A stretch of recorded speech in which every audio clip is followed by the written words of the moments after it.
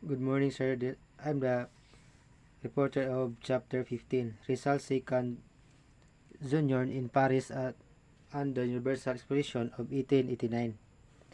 First is difficulty of finding quarters. In March 1889, it was extremely difficult for his visitors to find living quarters in Paris.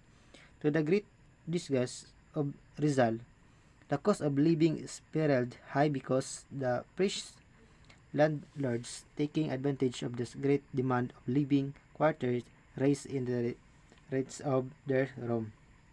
Next is life in Paris.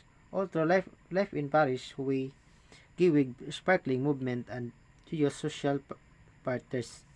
Rizal continued to be the busy in his serious pursuit.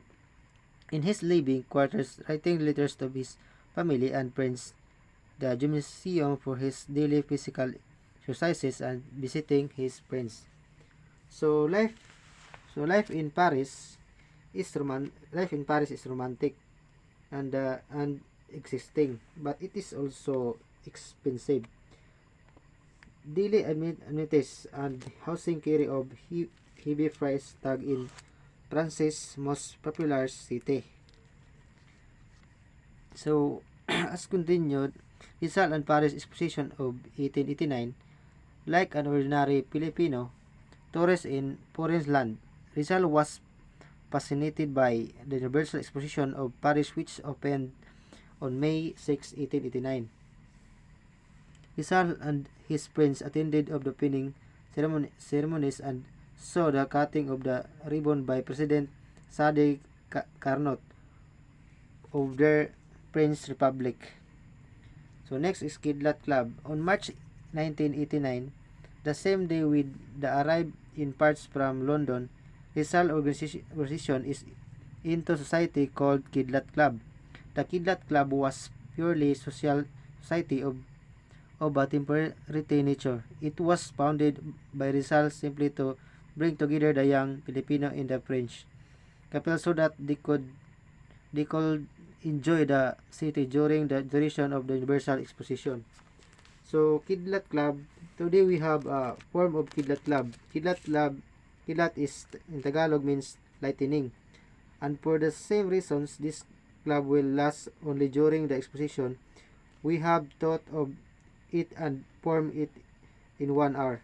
It will disappear also like lightning. In the light of 1880s, Filipino intellectuals and warrior poet etc. started using the word Indio, a derogatory term to refer to the island's natives.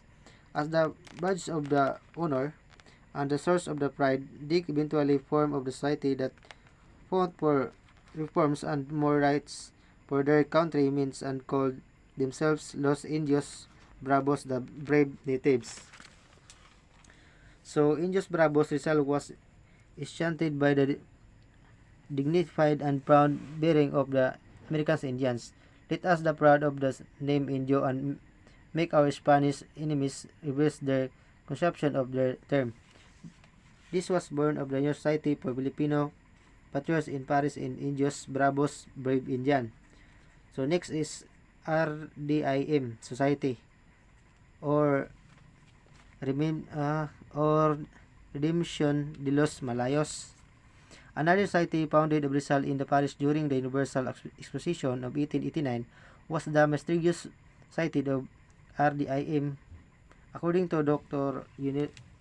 Yuncio Lopez Rizal, Grand View of the Hero, the society has the symbol of the countersign represented by a circle divided into three parts of three semicircles having in the center interlocked letters.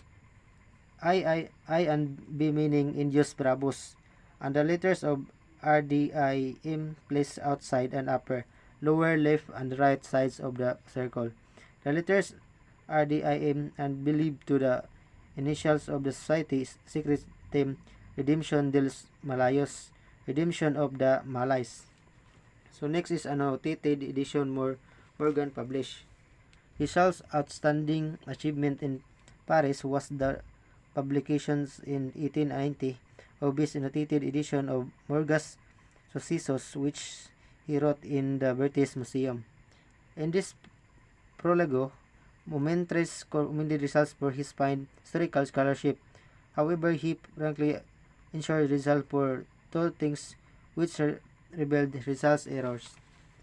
Namely, one is Rizal commends her error of many historians in appraising the events of the past in the light of present standards, and two, Rizal's attack on the church were unfair and justified because the abuses of the press should not be constructed to mean that Catholicism is bad. Rizal designated his new edition of Morga to the Filipino people so that they would know of their religious past.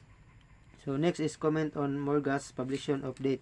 However, there are documentary evidence to show that Rizal's edition of Morga must have come up first in 1889 of not 1890. On October 12, 1889, Blasment wrote his Demetre saying, "I have just receiving your magdisciplined editions of Morga." Rizal himself in his letter to Dr.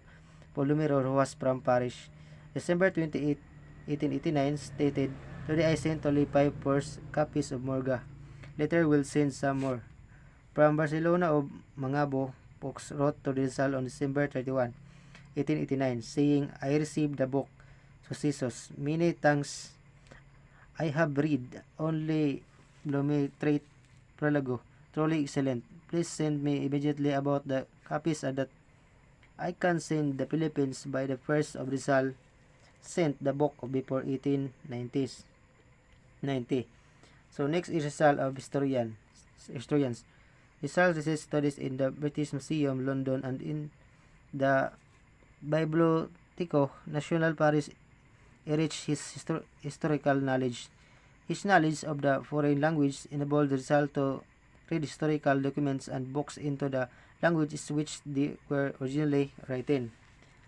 So next is Philippine within of century. In this article, Rizal expressed his views of the Spanish colonization in the Philippines and predicted with amazing accuracy the tragic ends of Spanish sovereignty in Asia. Very likely, the Philippines will defined with an express and bold favor that liberty secured at the price of so much blood and sacrifice. So next is the intelligence of Filipinos. Their order is a result in also prestigious work of historical scholarship. It is unable to defend of the allied intelligence of Filipino. In the spirit of the real scholar, Rizal made of the critical study of the causes why his people did not work hard during the Spanish regime. His main disease was that the Filipinos not by nature indolent. So next is International Association of Filipinos Legists. Taking advantage of world attention, which was the cause of the Universal Exposition of 1889 in Paris, Rizal proposed to establish an International Association of Filipino Philologists and have it wrote the prospectus of this international association. According to his prospectus, the aim of the association is to study the Philippines from the scientific and historical point of view. The officer were follows. So this is the officer of the President Victor Ferdinand Demetres, Austrian. Vice President Mr. Edmond French. The councilor is Dr. Reinhold Ross Angelo, German. Councilor Dr. Antonio Ma, Regional Filipino Spanish. Secretary Dr. Jose Rizal and Filipino. Project for Filipino College in Hong Kong. Another magnificent project of Rizal in Paris, which is also as we continue, project for Filipino College in Hong Kong. Another magnificent project of Rizal in Paris, which is also pressed out, was the plan to establish a modern college in Hong Kong. He wrote his letter to his friend, Jose Maria Bas, about this matter. According to Rizal, the college aims to train and educate man of the good family and financial means accordance with the demands of modern times and circumstances. So the curriculum was consisted of the following subjects: ethics, study of religion, natural law, civil law, department of hygiene, mathematics, physics, and chemistry, natural history, geography, political economy, universal history, Philippine history, logic, rhetorics, phonetics, Spanish, English, French, German, Chinese, Tagalog, gymnastic, equations, fencing, swimming, music, draw, non-dancing. So next is telepono. In the fall of 1889, they wrote another satirical work instead for telepono as the reply of another slanderer, per Salvador Pont, who masterminded the banning of the Noli, was published in booklet form of Barcelona, 1889. Incidentally, for Filipino demonstrates not only Rizal's sparkling wit but also his poetic insights. So, for Filipino, ang For Filipino ay isang dula ng sinulat ni si Rizal noong 1889. Paksa ng dula ang mga problemang panlipunan at mga plano para sa Pilipinas ng dalawang praile.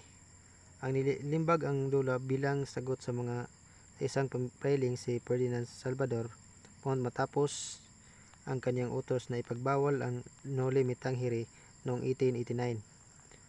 Unang malimbag ang dula sa Barcelona sa ilalim ng pangalang Dimas Alta Alang. Ang For Filipino ay isang komedyang natira tungkol kay Padre Font na nasa Madrid habang kausap ang isang pari sa monasteryo o San Agustin gamit ang telepono.